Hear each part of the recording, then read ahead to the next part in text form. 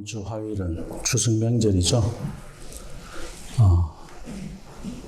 이민생활 하다 보면은 추석이 그냥 추석같이 지나가지 않을 때가 많은데, 저는 반대라고 생각해요. 더 추석답게 지내야 되는 것이 이민자의 삶이다, 그런 생각을 합니다. 우리가 본받을 민족들이 지구상에 몇 개 민족이 있습니다. 그게 우리 민족도 있지만 부지런하고 우리가 지금 세계적으로 또 경제 대국을 이루고 그런 것도 있지만, 수천 년 동안 나라와 언어를 잃어버리고 문자를 잃어버리고 살아간 민족이 땅이 없이 살다가 땅을 되찾고 언어와 모든 것을 되찾는 일들이 있었던 민족이 있습니다. 우리가 잘 아는 대로 이스라엘 민족이죠. 그들이 땅도 잃었지만 언어도 잃었지만 그들이 잃지 않았던 것이 있습니다. 그게 뭐냐면 정체성이에요. 아이덴티티입니다. 우리가 이 믿는 사람한테도 아이덴티티가 있죠. 믿음의 사람은 I am Christian이라는, 그게 아이덴티티죠. 나는 그리스도인이다. 그리고 또 여기 우리가 캐나다에 이민 와서 살 때 우리는 민족의 뿌리가 있어요. I am Korean, 이런 정체성이 있습니다. 코리아는 무엇을 가지고 코리안이라고 합니까? 또 크리스찬은 무엇을 가지고 또 크리스찬이라고 합니까? 우리가 추석을 지금 코로나 상황에서 2번을 지나고 있는데, 솔직히 저는 개인적으로 그래요. 지금 코로나 때문에 그렇지, 오늘 우리가 코로나가 아니라면 우리 아이들도 한복 입고 정말 한국의 추석은 이런 거다 하는 그런 데서 송편도 만들어도 보고 먹어도 보고, 그죠? 그렇게 전도 붙여보고 그러면서 한번 하고 싶어요. 그게 야외이든 어디든 솔직히 그래요. 네. 우린 더 지켜야 하는 더 절박함이 있습니다. 왜냐하면 땅도 저쪽에 있고 민족도 저쪽에 있고 우리 몸만 여기 와 있기 때문에 언어도 잃지 말아야죠. 또 우리 이 민족의 절기, 그러니까 왜 정체성과 연결되느냐, 이건 굉장히 중요합니다. 의식주와 연결되기 때문에 그렇습니다. 우리가 이걸 거부하고 살고 싶잖아요. 그래도 그렇지 않습니다. 나에게 아버지가 없이 내가 태어난 것이 없는 것처럼 누구나 다 뿌리가 있어요. 그걸 우리는 정체성이라고 그래요. 그 뿌리를 알지 못할 때 인간은 고독해지고 그리고 방황하게 됩니다. 그런데서 오늘 우리가 죄가 뭔지도 한번 보려고 그래요. 이번에 우리가 추석을 이렇게 정말 코로나 상황에서 잘 지내지는 못하지만 그래도 풍성한 추석이 됐으면 좋겠어요. 벌써 시간이 한 해의 3분의 1을 우리가 지나왔는데 그래도 건강하게 이렇게 열심히 살아왔으니까 또 남은 우리가 요 3분의 1을 아프지 말고 또 건강하게 그렇게 잘 지나갔으면 좋겠습니다. 그런데서 오늘 저는 성경이 말씀하고 있는, 하나님이 말씀하고 있는 성경에서 기록되어진 죄가 무엇이냐. 그래서 설교 제목을 내가 죄에 대해서 아느냐는 거야. 네가 죄를 아느냐. 죄가 무엇인지 아느냐. 그럼 우리 뭐라고 말할까요? 쉽게 죄가 무엇인지 아느냐 그렇게 물으면 우리 뭐라고 대답합니까? 죄는, 우리 아이들 같은 뭐라고 그러겠어요? 주일날 교회 빠지는 게 죄예요, 뭐 이렇게 말할 수도 있어요. 그죠? 또 거짓말하는 게 죄예요, 그럴 수. 왜? 십계명이 있으니까. 그것도 우리는 죄라고 할 수 있습니다. 질투하는 것도 죄라고 할 수 있고, 그죠? 남을 미워하는 것도 죄라고 할 수 있습니다. 근데 정말 그게 죄일까요?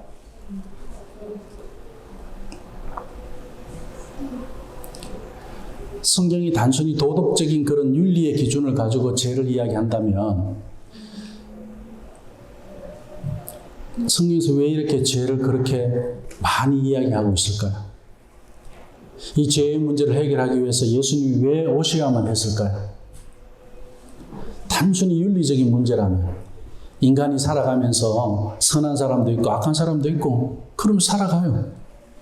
그리고 또 나쁜 일 하는 사람 경찰이 잡아서 또 감옥에 넣고 그리고 재판하고 인간들이 충분히 그렇게 관리하면서 살아갈 수 있습니다. 그럼에도 불구하고 왜 우리 예수님이 오셔야만 했느냐는 거예요. 도대체 죄가 뭐길래? 우린 죄를 안다는 사실에 대해서 속으면 안 됩니다. 사실 죄 몰라요. 성경 안에 들어가 보지 않으면 죄가 뭔지 몰라요. 왜? 예수님이 십자가에 죽으실 때도 뭐라고 그랬습니까? 아버지요, 저들을 불쌍히 여겨달라고 그랬어요. 왜요? 몰라서 저런다는 거 몰랐어. 뭘 몰랐어요? 저들이 하는 죄가 뭔지 몰라서 저런다는 거예요. 그들이 했는 죄가 있습니다. 그들은 율법 속에서 무엇이 옳고 그른지 다 압니다. 율법을 지키지 않은 것이 죄라고 이야기합니다. 그러면서 정죄했어요. 이게 잘못이라고. 그런데 우리 예수님이 십자가에 죽으면서 왜 아버지여 저들이 알지 못한다고 그랬을까요? 율법학자들인데 왜 알지 못한다고 그랬을까요? 바리새인들 신앙이 얼마나 독실하고 금식하고 율법대로 살아가는 그 신앙인들인데 예수님은 왜 그들을 보고 알지 못한다고 그랬을까요? 우리가 교회 다니지만 죄에 대해서 알지 못하고 다니는 사람들이 꽤 많습니다. 그러다 보니까 이 죄의 문제가 예수님만이 해결할 수 있다는 사실에 대해서 또 몰라요. 당연히. 이게 문제예요. 죄를 짓는 것보다 더 무서운 게 죄를 모르는 게 더 무서운 거예요. 오늘 이런 질문을 하면서 우리가 말씀 속에 한번 들어가 봤으면 합니다. 도대체 죄가 뭐길래? 로마서 5장 12절 말씀을 보니까 바울은 이렇게 이야기합니다. 이러므로 한 사람으로 말미암아 죄가 세상에 들어왔다 그랬어요. 자, 한 사람으로 말미암아 죄가 세상에, 이 한 사람이 누굽니까? 아담을 두고 이야기합니다. 대표성을 가지고. 아담이 죄를 지은 건 맞지만 한 사람 아담으로 말미암아 죄가 들어왔다, 시작이 되었다는 걸 이야기해요. 사실 아담이 죄를 시작한 건 아니잖아요. 원인 제공자가 있잖아요. 그러면서 바울은 뭐라고 이어서 이야기하는, 세상에 들어오고 그 죄로 말미암아 사망이 왔다고 그래요. 요즘 우리 보톡스하고 나이도 조금이라도 더 젊어 보이고 그리고 조금이라도 더 오래 살아보려고 줄기세포 가지고 치료하고 암도 이겨보려고 우리가 몸부림을 해요. 그래갖고 연장해봤자 우리가 10년, 20년 그래요. 그죠? 그것 두고 거기에 우리가 돈을 얼마나 들이고 관리하는지 몰라요. 그 원인이 뭔지 모르고 내가 왜 거짓말하는지 그 원인을 모르고 내가 왜 남을 미워하고 질투하는지 그 원인을 모르고 그 원인이 죄거든요. 근데 그 죄가 도대체 뭐길래 내가 거짓말을 하게 되고 내가 남을 미워하게 되고 그리고 내가 좀 더 오래 살려고 그러고 내가 이 있는 주름도 없애보려고 그러고 이 죄의 결과로 있는 일들인데 사망이 왔다고 그랬잖아요. 그럼 뭐예요? 내가 살아가면서 아픈 것도 그리고 내가 살면서 언젠가 죽는 것도 그 죄의 결과로 사망이 온다고 그랬으니까 모든 것이 죄로 말미암아 그렇게 가고 있단 말이에요. 그런데 우리가 그 죄를 그런 방식으로 이겨보겠다? 해결이 됩니까? 안 되죠. 이와 같이 모든 사람이 죄를 지었으므로 사망이 모든 사람에게 이르렀다 그렇게 말씀합니다. 원인은 죄예요. 근데 이 죄가 뭔지 모르겠다는 거죠. 세상 사람들에게 한번 물어보십시오. 그 사람들은 더 모를 겁니다. 당신 그 지나가는 사람들을 보고 당신은 죄인입니다. 그러면 그 사람한테 아마 한 방 우리 맞을지도 몰라요. 내가 왜 죄인이냐? 지금 죄인들은 전부 다 감옥에 가 있는데 난 죄인 아니라고 그러죠. 그나마 교회 다니는 사람들은 좀 양심적이에요. 죄인이다 그러면 교회에서 배운 게 있어서 나는 죄인이야 이렇게 이야기를 합니다. 근데 죄가 뭔지 모르고 나는 죄인이라 그러는 사람들이 많더라는 거예요.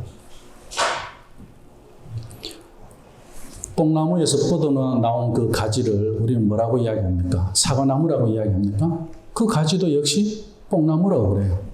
우리 여기 단풍나무 가지, 저 가지라 단풍나무에서 나온 가지라고 해서 단풍나무 아니라고 합니까? 아니죠. 단풍나무라고 이야기합니다. 마찬가지로 우리는 죽은 자에게서 나온 거예요. 그래서 다 죽은 자예요. 아담이 선악과를 먹어서 죽은 자가 되었듯이 아담에게서 나온 우리도 모두 죽은 자라는 말씀이 오늘 이 로마서 5장에서 이야기하고 있는 겁니다. 왜 이 본문의 말씀으로 들어가기 위해서 로마서 5장 이 12절 말씀을 가지고 말씀을 드리느냐면 인간이면 누구든지 사망을 피할 수 없다는 거예요. 태어나면서부터 우리 어린아이들 얼마나 귀엽고 예뻐요. 그죠? 근데 쟤들이 태어나면서 동시에 가지고 태어났으니까 생명이 태어났으니까 이건 우리를 뭐예요? 살아있는 걸로 알아요. 그죠? 근데 동시에 무엇을 갖고 태어나요? 사망의 씨앗을 갖고 태어나요. 그래서 아프기도 하고, 그래서 병들기도 하고, 그래서 주름이 잡히고, 나이를 먹어가고, 그러면서 이제 결국은 우리 어디에 갑니까? 땅속으로 가는 거예요. 우리의 몸은. 자, 이런 원인을 우리가 죄 때문이라는 그 원인을 알고, 금방 태어난 아이에게도 사망의 씨앗이 있다. 왜? 아담의 그 죄로 말미암아 억울하죠. 또 어떻게 보면 어떤 철학자는 그럽니다. 왜 교회에서 그런 걸 가르치느냐는 거예요. 그 아이가 무슨 죄가 있는데? 맞죠. 그 아이가 무슨 죄가 있습니까? 없어요. 그런데 그 사람은 죄를 뭘로 봅니까? 그 철학자는 윤리로 보고 도덕으로 보기 때문에 그렇게 말을 하는 거예요. 그런데 죄에 대해서 제대로 알면 그래, 우리는 죄 때문에 사망이 온다는 사실을 알게 됩니다. 그 죄가 뭐냐는 거예요. 한 사람으로 말미암은 그 죄가 무엇이길래 사망을 가져오고 모든 사람이 죄를 지었다고 합니까? 오늘 말씀으로 우리가 한번 들어가 보겠습니다. 하나님은 아담에게 모든 동물의 이름을 지어주도록 했습니다. 그래서 강아지는 강아지고 호랑이는 호랑이고 사자는 사자고 그리고 또 뭐예요? 뱀은 뱀이에요. 뱀이란 그 이름도 누가 지어줬습니까? 당연히 아담이 지어줬습니다. 그래서 뱀하고 아담은 알아요. 뱀도 아담이 자기 이름 지어준 걸 알아요.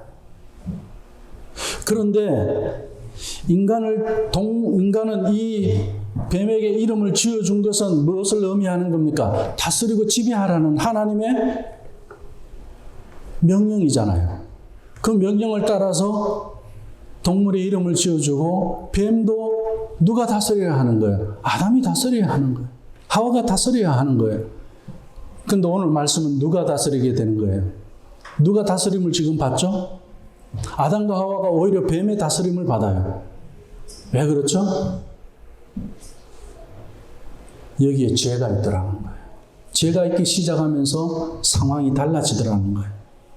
그런데 뱀이 정말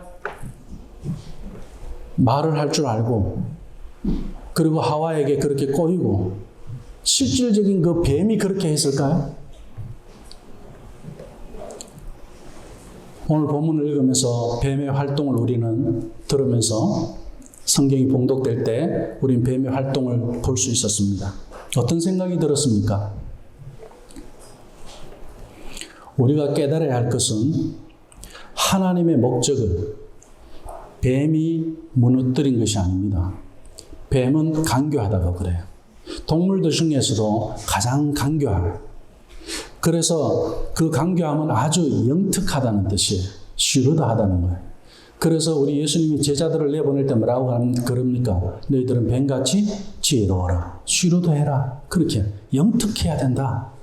간교해야 된다. 그렇게 이야기합니다. 왜? 세상이 속이는 사단의 영역 속에서 사단이 임금의 자리를 잡고 있으니까 사단이 임금의 자리를 잡고 있다는 건 뭡니까? 성경에서도 그렇게 이야기하잖아요. 이 땅의 임금이라고 이야기해요. 사단. 왜? 어명을 내려요. 어떻게?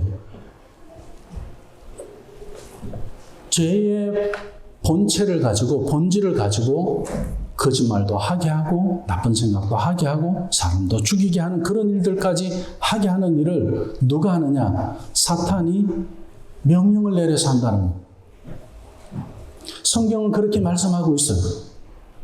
자, 도대체 사탄이 이야기하고 있는, 사탄이 명령하고 있는, 그리고 사탄에게 있는 이 죄라는 무기가 도대체 뭐길래? 에베소서 6장에 가니까 우리 보고는 그 죄와 영적 전쟁을 하라고 할 정도로 굉장히 구체적으로 이야기합니다. 구원의 투구를 쓰고 믿음의 방패를 가지고 성령의 검을 가지고 평안의 복음의 신발을 신고 완전 무장하도록 그렇게 철저하게 바울은 가르칩니다. 왜요? 사탄의 존재 때문에 그렇습니다. 이 에덴 동산에서 하와를 넘어뜨리고 아담을 넘어뜨렸던 이 뱀의 존재는 사탄이거든요. 그만큼 사탄은 강교하고 영특하다는 이걸 알아야 되는 거예요. 그래서 예수님 이런 뱀의 강교함을 사탄이 이용한 거죠. 뱀이 인간을 무너뜨린 것이 아니라 사탄이 세상의 온갖 도구들을 이용해서 인간을 무너뜨려서 하나님과 어떻게 단절되어져 버렸어요. 하나님과의 관계가 이제 끝나버렸어요. 전에 하나님을 보면서 이야기할 수 있었어요. 이제는 볼 수가 없어요.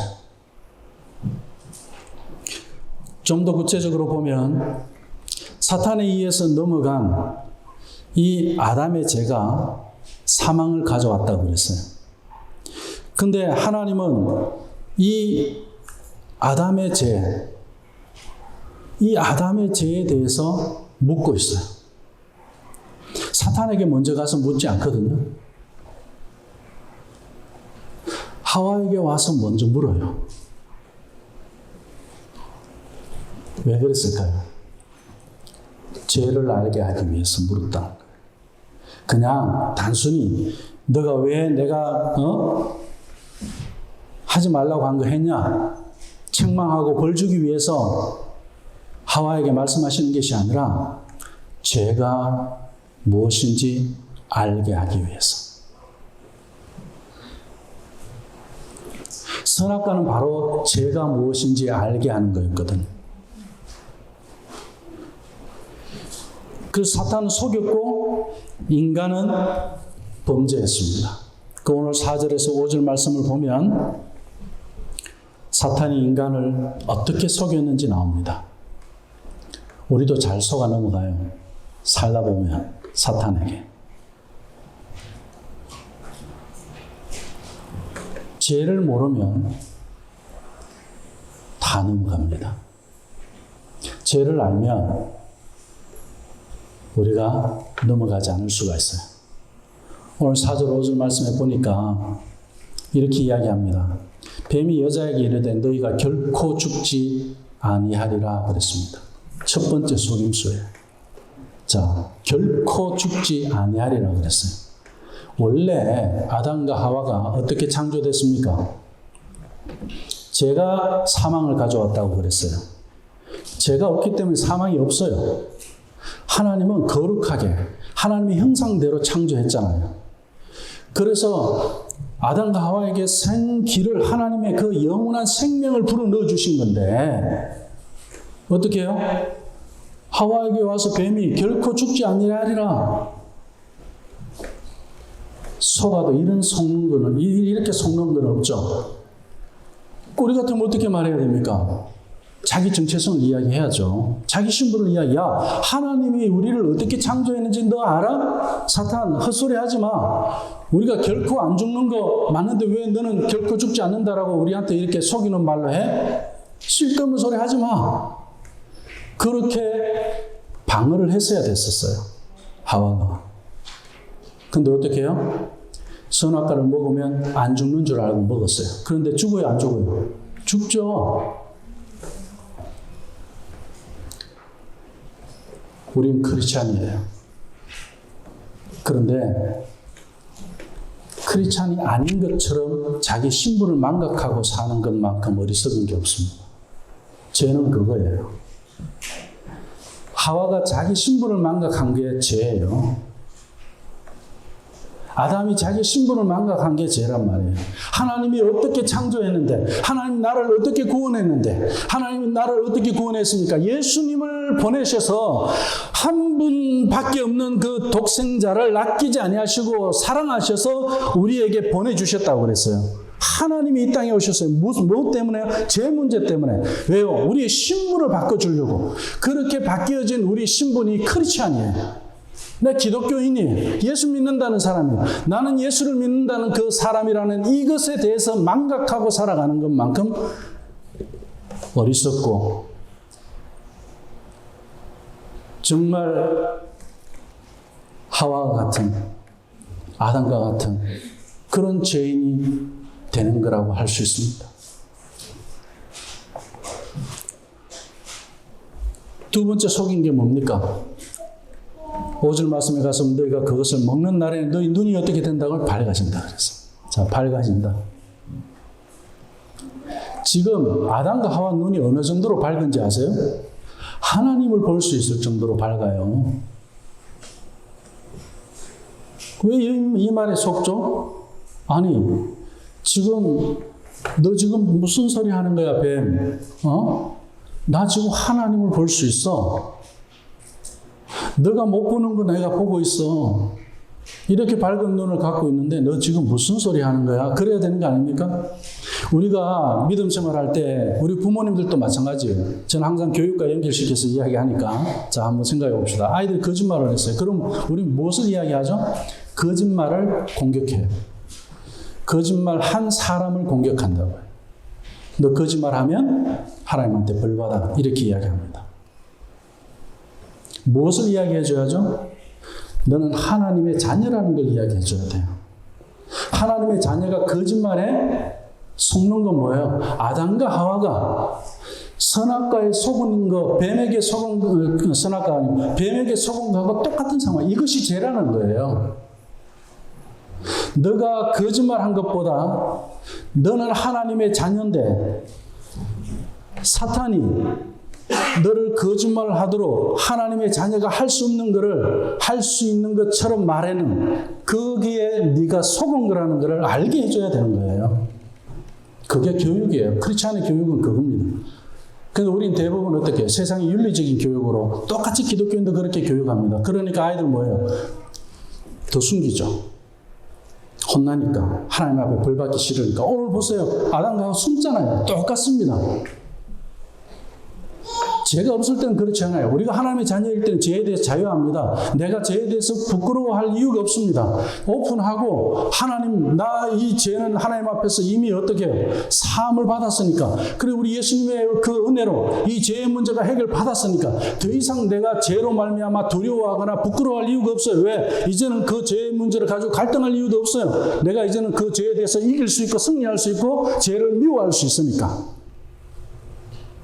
그런 우리예요. 그런 신분이에요, 우리가.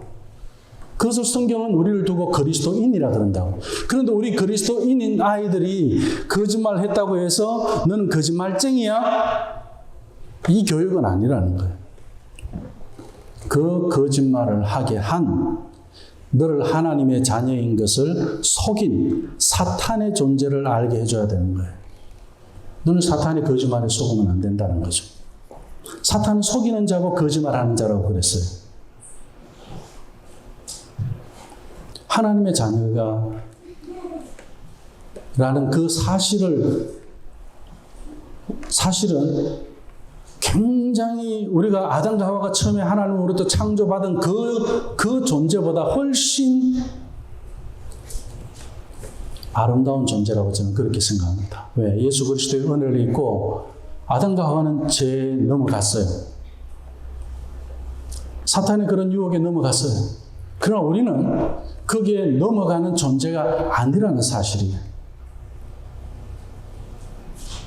그것을 믿어야 돼요. 그런데 맨날 교회 나오면서 우리는 죄인이다 그러면서 계속 죄 짓는 걸 가지고 정당화시켜요. 그러면서 나는 하나님 앞에 약한 존재라고 그렇게 이야기해요. 우리는 약한 거 맞죠? 그런데 하나님 예수 그리스도로 말미암아 우리는 예수 그리스도의 그분의 능력이 우리를 통해서 나가고 죄를 이기고 사탄을 대적할 수 있는 그런 능력이 우리에게 있는데도 불구하고 그것을 가지고 의의 삶을 살아가는 우리인데도 불구하고 우리는 여전히 죄에 지고 또 넘어지는 그런 것처럼 예수님이 또 십자가에 못 박혀야 되는 것처럼 그런 잘못된 신앙생활. 그 원인이 어디에 있었느냐? 죄에 대해서 몰랐기 때문에 그렇다는 겁니다. 목사도 속을 수가 있어요. 우리 믿음의 식구들도 속을 수가 있어요. 무엇에 대해서 속는 거예요? 내가 크리스찬이라는 사실에 대해서 속을 수 있다는 거예요. 여기에 넘어가면 안 돼요. 이것이 영적 전쟁입니다. 우리 아이들도 왜 말씀으로 교육해야 되고 왜 말씀으로 양육해야 되느냐. 이들이 말씀이 있어야 안 속죠. 세상에 속이는 것들이 계속 들어오고 있는데 눈이 밝은데 우리는 하나님의 자녀인데 눈이 어두운 것처럼 너 이거 하면 너 밝아질 거야. 그렇게 이야기한단 말이에요. 그리고 세 번째로 하나님과 같이 되리라 그렇게 이야기합니다.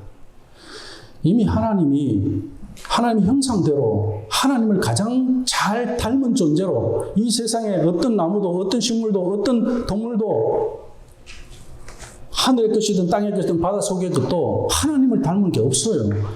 유일해요. 인간만. 그렇게 닮아 있는데 네가 하나님과 같이 되리라 그렇게 이야기해요. 무슨 소리야? 나는 크리스찬이야. 거룩한 하나님의 자녀야. 그리고 우리 하나님을 가장 많이 닮았어요. 그 거룩에 있어서. 그 하나님이 거룩하니 너희도 거룩하라고 말씀하시잖아요. 레위기에서. 왜? 우리는 하나님과 같이 천국에 함께 거할 존재거든요. 이 사탄의 속임수의 세 가지 공통점은요. 신분을 망각하게 하는 것. 자신의 신분을 망각하는 것이 죄입니다. 우리의 신분은 천하보다 귀한 그리스도인입니다. 그냥 교회 다니는 사람이 아니에요. 크리스찬이라는 거예요.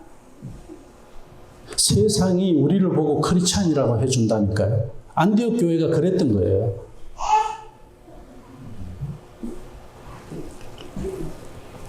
예수님, 하나님과 대화도 할 수 있어요, 우리는. 예수님의 이름으로 기도하면 하나님이 들으시고 응답하시고 나에게 말씀해 주시고.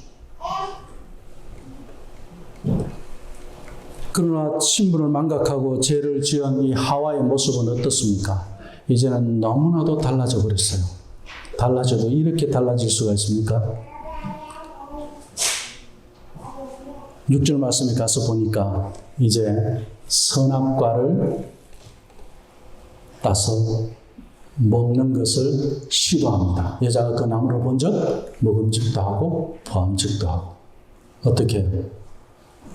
지혜롭게 할 만큼 탐스럽기도 하다. 요한이 이 말씀을 그대로 인용하죠. 눈이 죄를 짓는 것, 그죠? 입이 죄를 짓는 것, 귀가 죄를 짓는 것에 대해서 이야기를 해요. 제일 먼저 눈이 속아요. 눈이.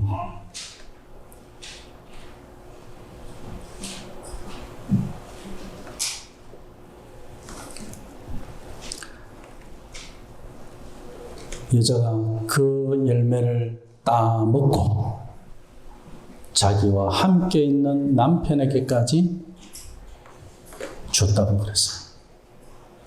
그러니까 이 남자는 덥석 먹었어요. 이때부터 남자는 여자의 말을 잘 듣는 존재가 되기 시작했어요. 간혹 가다가 안 그런 남자도 있긴 하지만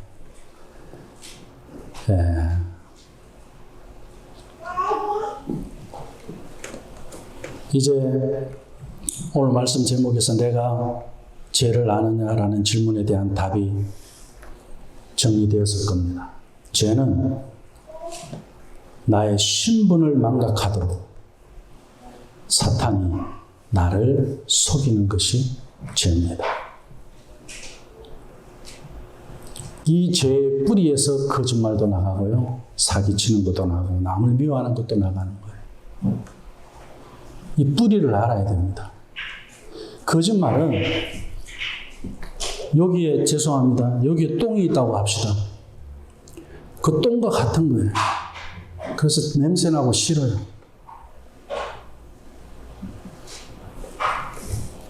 그래서 거기에 파리가 날아와요. 그럼 또 내쫓으면 파리가 또 도망가겠죠.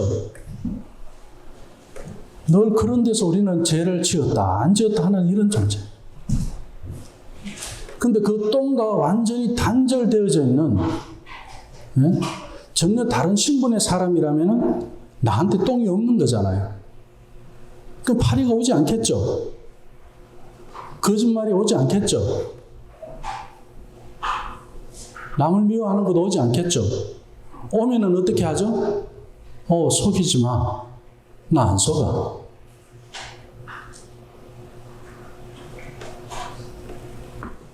성령님께서 그렇게 인도하시는 건 당연한 거 아닙니까?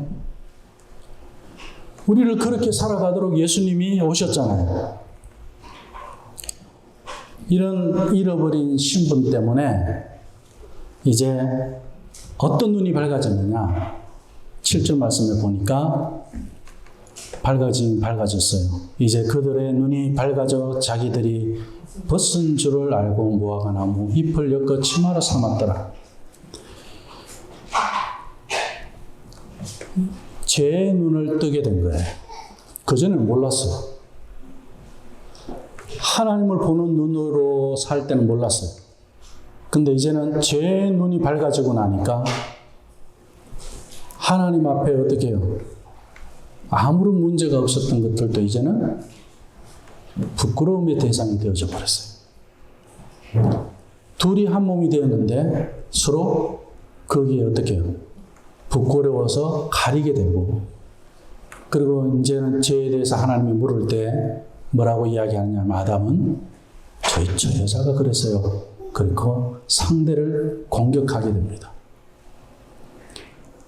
부부간에도 이제는 싸우는 관계가 되어져 버렸어요. 신분에 대해서 속고 나서 보니까, 자, 우리 부모와 자녀들의 관계에서 또 부부간의 관계에서도 한번 생각해 봅시다. 우리에게 있는 그 신분에 대해서 속지 않았을 때 부부관계에 어떤 일이 있든지 부모와 자녀 간에 어떤 일이 있든지 우리는 그것을 지혜롭게 해결해낼 수가 있습니다. 그런데 사단에게 하나님의 자녀라는 그 신분에 대해서 속고 나면 어떤 일들이 생길까요? 서로 당신 탓이다, 당신 탓이다, 네 탓이다, 네 탓이다라는 것을 통해서 죄를 더해가는 일들을 보게 됩니다. 오늘 아담과 하와의 모습이 바로 그런 모습입니다. 죄를 전가하는 거죠. 13절 말씀에 보니까 여호와 하나님이 여자에게 이르시되 내가 어찌하여 이렇게 하였느냐. 여자가 이르되 뱀이 나를 꾀므로 내가 먹었나이다. 뱀이 나를 속였다고 이야기하는 거예요. 결국 사탄에게 속는 것이 죄라는 것을 분명히 말씀하고 있죠. 내가 거짓말 하잖아요. 거짓말을 보지 마시고 뭘 하셔야 돼요? 사탄에게 속은 것을 봐야 돼.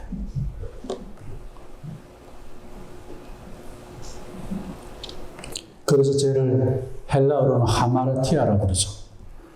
정조준했어요. 그러면 바로 정확하게 가서 맞아야 되잖아요. 화살이. 그게 정상적인 거예요. 그런데 아무리 쏴도 저 관역에 가서 맞지를 않는 거예요. 다른 데로 가버려요. 그게 죄라고 그렇게 이야기합니다. 우리는 열심히 바르게 살아보려고 해요. 해결이 안 됩니다. 왜? 사단은 계속 속이는 자기 때문에 그렇습니다. 못 맞추게 하는 거예요. 뱀의 속임수는 계속되고 있습니다. 마태복음 4장에 가서 보니까 우리 예수님이 공생애를 시작할 때 사탄이 뱀에게 통일하게 에덴 동산에서 했던 방식으로 접근합니다. 무슨 방식이겠습니까? 당연히 속임수의 방법입니다. 4장 1절 11절 말씀에서 두 번째 시험에서 이런 이야기를 합니다. 네가 만일 하나님의 아들이거든 뛰어내리라. 그렇게 이야기하죠. 예수님이 하나님의 아들입니까? 아닙니까? 아들이죠. 보세요. 신분을 속이게 하잖아요. 정체성을 속이게 하잖아요. 세상은요, 크리스찬도 이렇게 살아. 넌 크리스찬도 이렇게 살아. 그런데 그 정체성을 그냥 섞어버려요. 아니죠.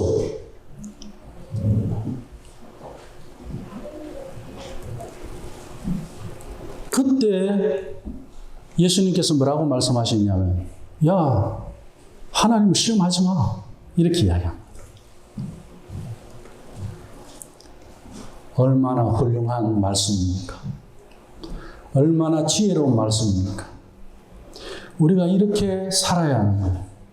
우리 아이들이 사탄의 속임수에 넘어갔잖아요. 그래서 거짓말을 했다고 합시다. 그러면은 아이를 위해서 기도해 줄 때 어떻게 기도해 줘야 됩니까? 다시는 거짓말을 하지 않게 해주세요라고 기도해야 사단에게 다시는 속지 않도록, 하나님을 시험하는 사단에게 다시는 속지 않도록 도와주세요. 우리 아이가 죄에 대해서 이기고 싶은 마음이 일어납니다. 그 기도를 받을 때. 다시 거짓말하지 않게 해주셔야 하는데 내가 또 거짓말했을 때는 우리 아이에게 뭐가 일어나겠습니까? 정죄가 일어나요. 그게 바로 사탄이 하는 일이에요. 나는 여전히 죄에 대해서 또 실패했어. 또 넘어갔어.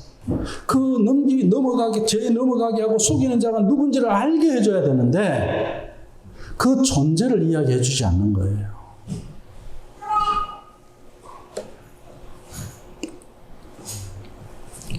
사탄은 하나님의 말씀을 아주 조금씩 왜곡하죠.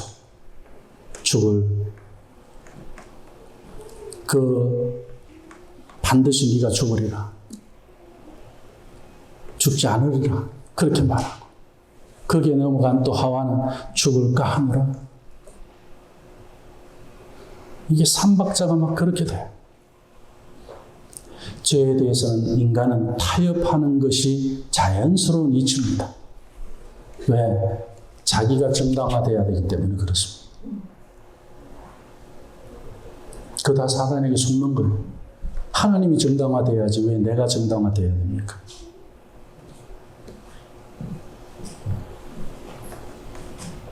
그래서 사탄은 하나님의 말씀을 조금 더 넣든지 조금 더 빼든지 이런 식으로 해서 우리를 속이는 거예요. 그러다 보니까 하나님 말씀을 이렇게 하셨나 저렇게 하셨나 더 들어가지는 못하는 거예요. 죄의 뿌리로 들어가줘야 되는데 우리가 왜 하나님의 말씀을 공부해야 되냐면 바로 여기에 있는 거예요. 질문에 질문을 해서 들어가줘야 되는 거예요. 그래서 영특하게 키워야 되는 거예요. 우리 아이들을. 그래서 그 신분에 대해서 더 이상 속는 삶이 우리에게는 이제는 끝났다라고 그렇게 이야기해야 되는 거예요. 그래서 바울도요, 얼마나 자기가 초대교회 안에서 말씀을 전하면서 속지 말라고 이야기했는지 아세요? 고린도후서 2장 10절 후반절 11절에 가서 보면요, 용서한 그것은 너희를 위하여 그리스도 앞에서 한 것이니 죄에 대해서 용서한 것 너희들 앞에 내가 그리스도 앞에서 내가 한 거지 그리스도 앞에서 한 거라고 그렇게 이야기해요. 그 죄에 대해서 그리스도를 이야기합니다. 하나님을 이야기합니다. 그리고 우리로 사탄에게 속지 않게 하기 위해서 그렇게 했다. 이렇게 바울은 이야기해요. 분명히 사단에게 속는 것 때문에 죄를 짓는 우리 인간의 그 삶을 바울은 처절하게 경험을 했거든요. 자기가 율법으로 그렇게 한번 싸워도 봤어요. 하나님의 말씀 가지고 자기가 그렇게도 노력해 봤어요. 그런데 어떻게 예수 그리스도의 은혜를 잊고 죄가 뭔지 알게 되고 그 죄의 원인이 거기에 있었다는 사실을 발견했을 때 그때야 비로소 내가 사단에게 속지 않는 삶이 시작됐다는 것을 알았어요. 그래서 바울은 이렇게 이야기한 거예요. 사단에게 속지 않게 하려 함이라.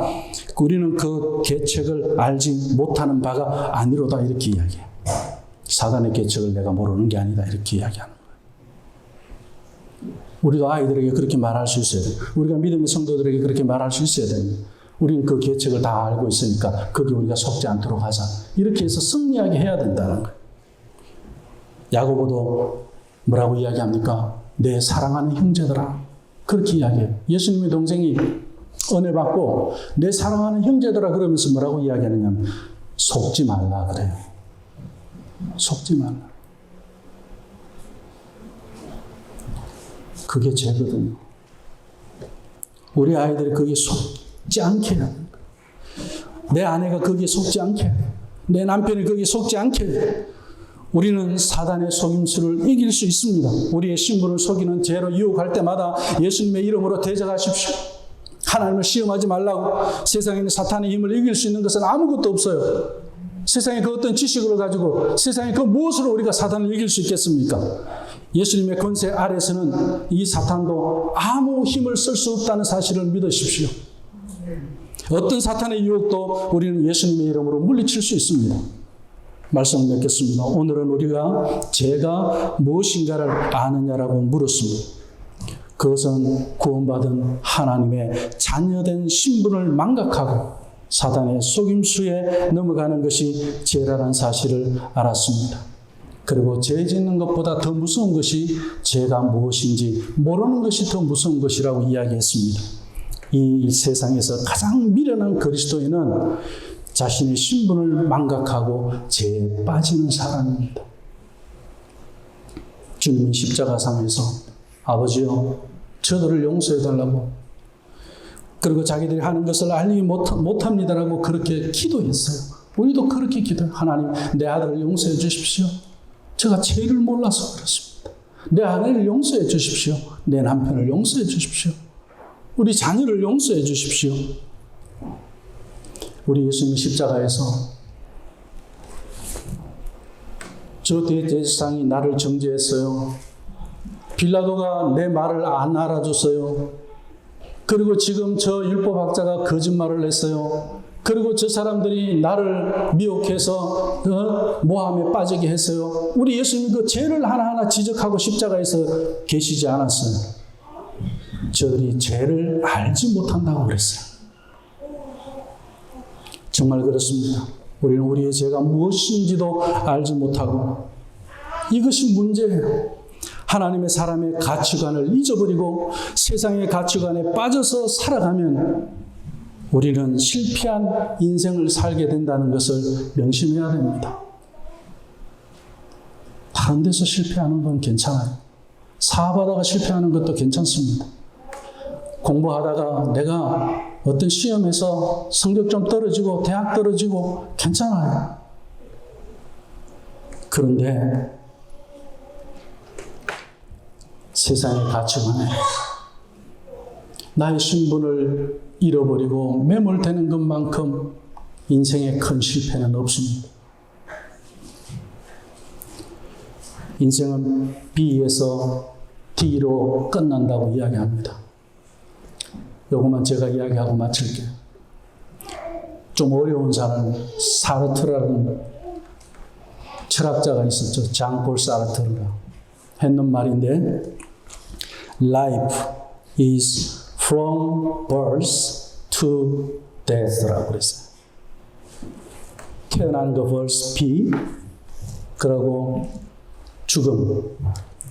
사람은 출생에서 시작해서 죽음으로 마감하는 인생이다, 이렇게 이야기했습니다. B와 D 사이라고 그랬어요.